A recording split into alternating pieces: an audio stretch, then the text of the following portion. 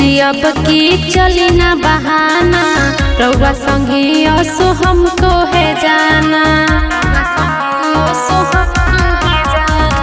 जीजा जी अब की चली ना बहाना, रउआ संगे असो हमको है जाना।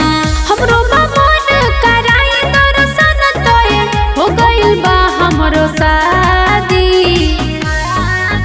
तारा मनवा के इच्छा पूरा दी, साली हो चलो न घुमा दी, साली हो चलो न घुमा दी।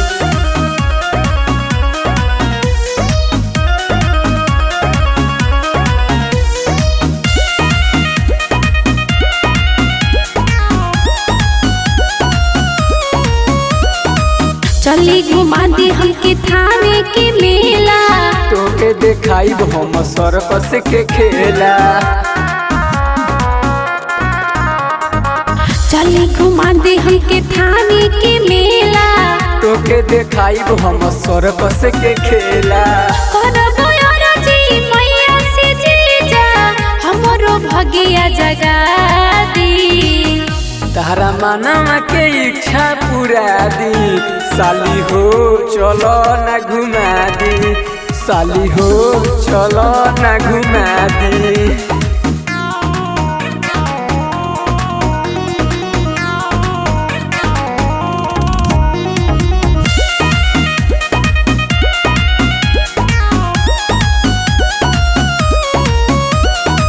जाई के घूम आई कहली ह चाची, सुनो ये साली लेके आई बापाची।